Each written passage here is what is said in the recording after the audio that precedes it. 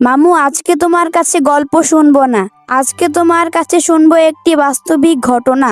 আরে হ্যাঁ, বল কি ঘটনা। ঘটনাটি হলো ওসমান হাদি ভাই কিভাবে মারা যায়। আচ্ছা তাহলে শোন। গত 12ই ডিসেম্বর রোজ শুক্রবার দুপুর 2টা 25 মিনিটের সময় জুমার নামাজ পড়ে অটোরিকশায় করে যাওয়ার সময় সন্ত্রাসীরা মোটরসাইকেল থেকে গুলি চালায় ওসমান হাদি ভাইয়ের উপর।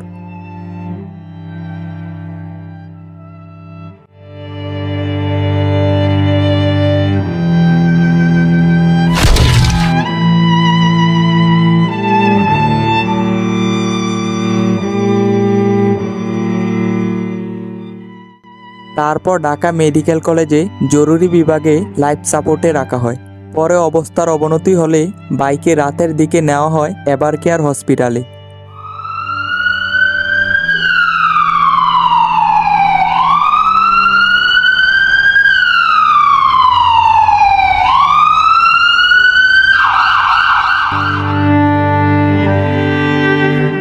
তারপর মামু কি হয়েছে?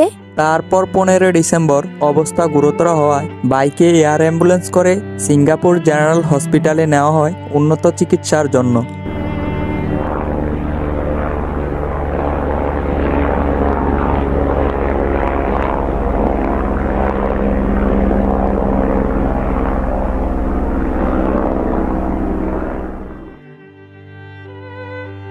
তারপর 18ই ডিসেম্বর সিঙ্গাপুর জেনারেল হসপিটালে চিকিৎসাধীন রাত আনুমানিক সময় 9টা বাজে আল্লাহর ডাকে সাড়া দেন ওসমান হাদি ভাই।